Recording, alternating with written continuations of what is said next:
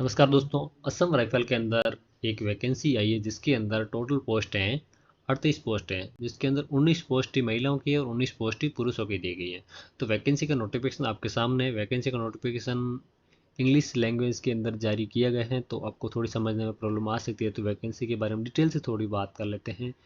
ये जो इसके अंदर वैकेंसी हैं, इसकी लास्ट डेट मैं आपको इसमें भी बता दूंगा, और जो फॉर्म स्टार्टिंग डेट है वो भी बता दूंगा।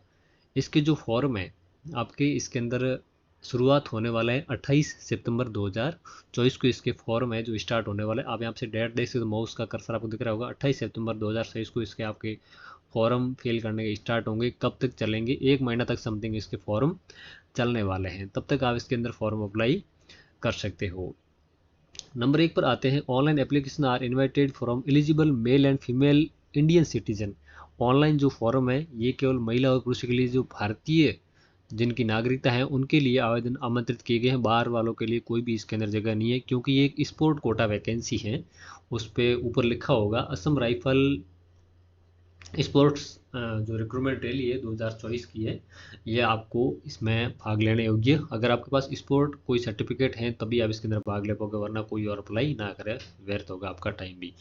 और उसके बाद में आगे देख लेते हैं कि फॉर्म के अंदर क्या प्रोसेस रहेगा, कितनी पोस्ट हैं, किस वैकेंसी में किस जो डिपार्टमेंट में है, कौन से अंदर इसके हम देख लेते हैं।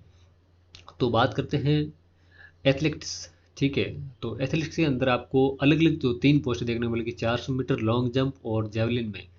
तो मेल के लिए एक पोस्ट है, 400 मीटर में, लॉन्ग जंप में भी एक है और जेवलिन में भी एक पोस्ट है। महिलाओं की बराबर, सबकी बराबर पोस्ट है, आप देख लीजिए, कोई फर्क नहीं है। तो एक एक पोस्ट सबकी देख लेते हैं। फेंसिंग की इसके अंदर 2 पोस्ट दी गई है। फुटबॉल की 3 पोस्ट हैं। आर्चरी की 3 पोस्ट हैं और बैडमिंटन की 2 पोस्ट हैं। शूटिंग की 2 पोस्ट हैं। जूडो की 2 और कराटे की 2 पोस्ट। टोटल 19 पोस्ट पुरुषों की और 19 पोस्ट ही महिलाओं की इसके अंदर आपको देखने को मिलेगी। टोटल 38 पोस्ट हैं।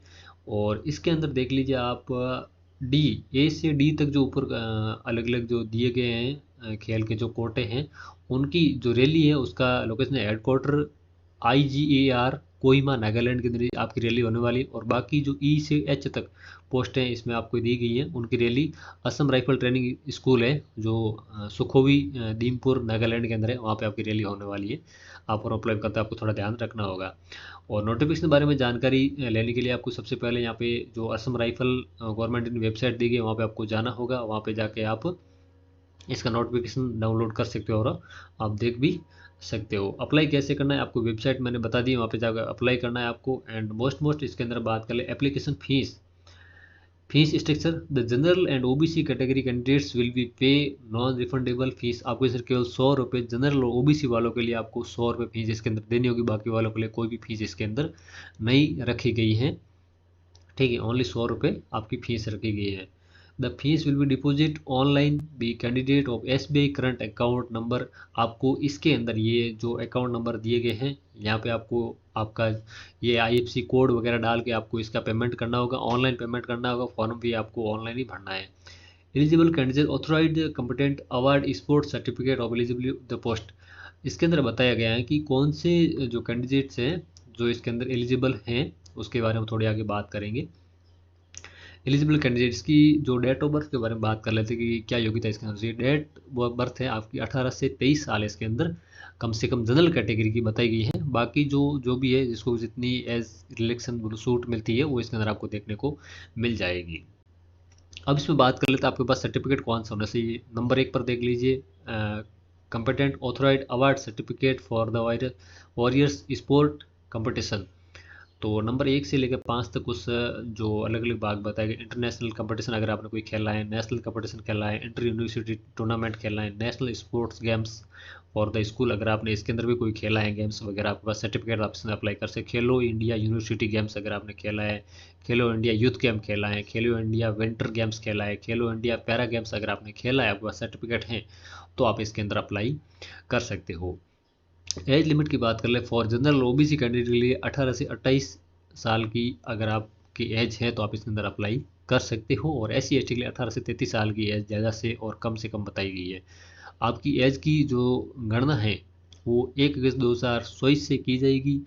आपका जन्म 1 अगस्त 1996 से पहले का नहीं होना चाहिए और 2006 के बाद का नहीं होना चाहिए, 1 अगस्त का। ये थी आपकी जो एज।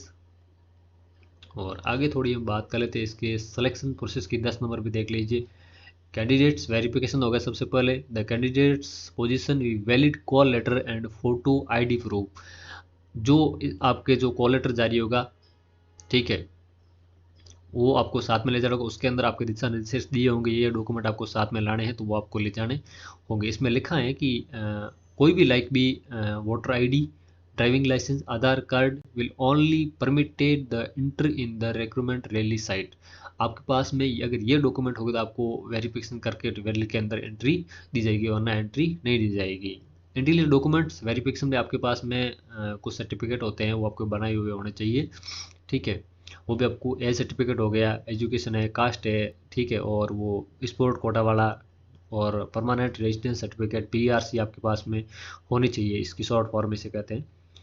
और बात करते हैं इसके फिजिकल स्टैंडर्ड टेस्ट की। इसके अंदर फिजिकल में क्या क्या होने वाला है। For all categories all over India, सबके लिए एक ही है, और बाकी रिलेक्शन वालों के लिए अलग से बताई गई है। मेल की हाइट है वो 170 सेंटीमीटर, फीमेल की 157 सेंटीमीटर, और चेस्ट ऑफ मेल ओनली, केवल पुरुषों के लिए सीना है 80 सेंटीमीटर कम से कम होना चाहिए, और 5 सेंटीमीटर आपका फुलाव होना चाहिए। बाकी रिलेक्शन है for all candidates belong the scheduled tribals जो कैटेगरी से बिलोंग करते हैं उनके लिए हाइट है 162 सेंटीमीटर, और फीमेल के लिए 150 सेंटीमीटर। उनके सीना भी 77 सेंटीमीटर, 5 सेंटीमीटर 5 सीना फुलाव में सबसे सबके अंदर कॉमन है, 5 सेंटीमीटर बताया गया है। बाकी आप इसमें स्क्रीनशॉट ले लेना, और आपकी जो कौन किस कैटेगरी आप आते हो, जो नॉर्थ ईस्टर्न स्टेट से अगर आप आते हो तो आपकी हाइट और भी इसके अंदर कम देखने को मिलेगी, थोड़ी थोड़ी हाइट इसके अंदर कम देखने को आपको मिलेगी। तो इसका आप स्क्रीनशॉट लेके आपके ध्यान से आपको देख लेना है कि आप कौन सी कैटेगरी के अंदर से आप आते हो और किस कैटेगरी से आप इसके अंदर अप्लाई किया है, तो उसके हिसाब से आप अप्लाई करो, ताकि आपकी हाइट भी आपको फिजिकल में कोई प्रॉब्लम ना आए। ऊपर थोड़ा देख लेते इसके अंदर कुछ महत्वपूर्ण जानकारी हो तो। और फाइनल सिलेक्शन है आपका, एग्ज़ाम वगैरह जो भी होगा, फिजिकल टेस्ट वगैरह मेडिकल वगैरह होने के बाद में आपका जो है मेरिट लिस्ट आने वाली है। Merit list and issue of provisional appointment letter the candidate who qualify in the all respect.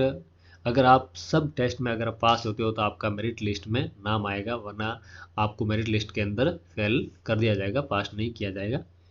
और आपको इसमें कुछ निर्देश यहाँ पे दिए गए हैं, आप देख लीजिए। आपको रैली के अंदर जाने से पहले कुछ इस प्रकार इन बातों का ध्यान आपको रखना होगा। और पे स्केल की बात कर ले 26 नंबर पे देख लीजिए, तो पे स्केल आपका यहाँ पे 7th लेवल का जो पे स्केल है आपको देखने को मिलेगा इसके अंदर।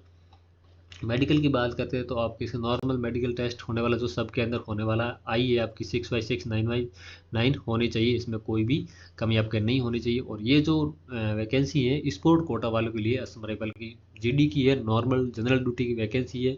टोटल 38 पोस्ट है, आप इधर अप्लाई कर सकते हो। मैंने आपको ऊपर वेबसाइट बता दी है, वहाँ पर आप अप्लाई कर सकते हो, और फीस भी आपको उसी नंबर पे आपको पेमेंट करना होगा। और कुछ ये फॉर्म्स वगैरह आप वैकेंसी के अंदर जब आप भी जाओ तो आपको यह काम आने वाले हैं। धन्यवाद।